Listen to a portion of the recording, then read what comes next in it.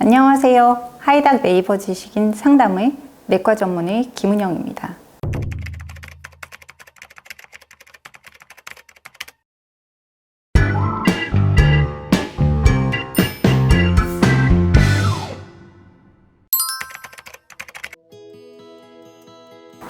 신장 기능의 지표로 가장 많이 측정하는 것은 혈청 크레아티닌 수치입니다. 크레아티닌은 근육에서 생성되어 신장으로 배설되는 혈중 노폐물의 하나로 특정한 수치가 높으면 신장 기능이 저하된 것으로 판단합니다. 여성은 보통 0.5에서 0.9, 남성은 0.6에서 1.2를 정상치로 판단합니다.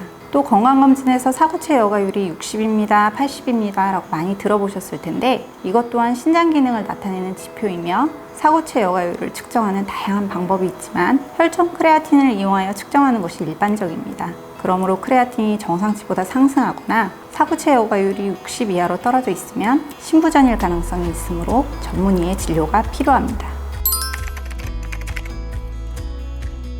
만성 신부전 5기, 사구체 여과율이 15 이하로 떨어지고 요독증이라고 부르는 신부전의 증상이 발생하면 신대체요법, 즉 신장을 대신하는 치료를 받게 됩니다. 신대체요법은 신장 이식과 투석 치료가 있고 또 투석 치료는 혈액투석과 복막투석 두 종류가 있습니다. 혈액투석은 환자분의 혈액이 투석기의 투석막을 통과하면서 몸속에 과도한 전해질, 요독물질, 수분이 제거된 뒤에 다시 환자의 혈관으로 들어가는 치료이며 복막투석은 복강 안으로 복막관을 심고 복강 안으로 복막투석액을 주입하여 복강 내 장기를 둘러싼 복막을 통해 물질과 수분의 제거가 이루어지는 투석 방법입니다. 이 두 가지 투석 방법은 장단점과 적응증이 있고 환자의 의학적 상태 또 라이프 스타일에 따라 투석 방법은 신장내과 전문의와 상의하여 결정하게 됩니다.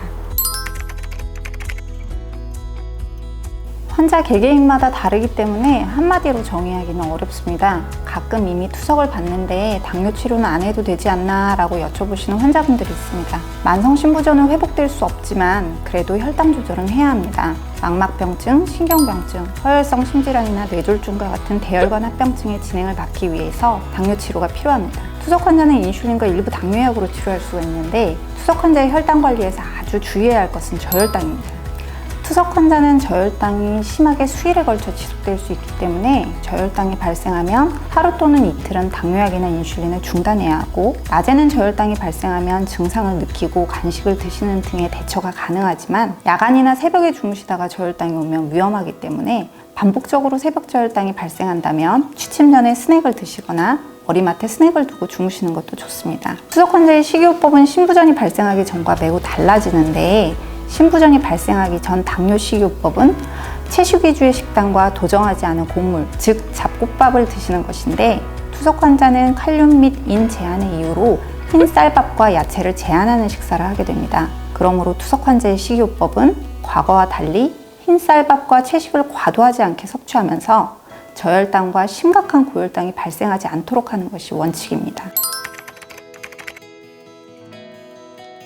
투석 환자는 드시지 말아야 할 것들이 많습니다. 요약하면 염분, 수분, 칼륨, 인의 섭취를 제한해야 합니다. 고혈압, 부종, 심하면 호흡곤란이 생길 수도 있으므로 싱겁게 드시고 소변량이 적기 때문에 수분도 제한해야 합니다. 물을 참는 것은 굉장히 힘드신데 그래서 가급적 약 드실 때만 물을 드세요 라고 설명하고 물을 드실 때는 물 대신에 얼음 한 조각을 입에 넣어 천천히 녹여 드시거나 물로 드실 때는 찬물보다 따뜻한 물을 드시는 것이 수분의 과잉 섭취를 좀 줄일 수 있는 방법입니다.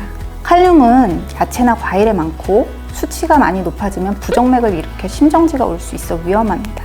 야채의 경우 물에 2시간 정도 담갔다가 드시는 것을 권장합니다.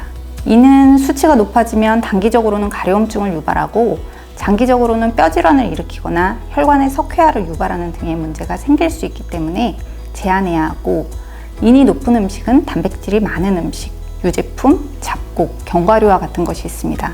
그러나 무엇보다도 탄산음료, 초콜릿, 냉동식품 등의 가공식품을 제일 주의해야 하는데 인의 함량이 높지 않아도 흡수율이 높기 때문입니다. 정리하면 싱겁게 드시고 물은 약을 드실 때만 드시고 과일과 야채를 칼륨이 높아 주의가 필요하고 인이 높은 음식, 단백질 식품, 유제품, 잡곡, 초콜릿, 탄산음료 등을 조심하자 이렇게 되겠습니다. 그러나 충분한 영양도 굉장히 중요합니다. 투석 환자의 식이요법은 궁극적으로 염분, 수분, 칼륨, 인의 섭취가 과잉되지 않으면서 충분한 영양을 섭취하는 것입니다. 신장 환자의 식이요법이 처음에는 매우 어렵게 느껴질 수 있습니다. 매월 하는 혈액 검사를 보면서 신장내과 의사와 지속적으로 상의해야 합니다.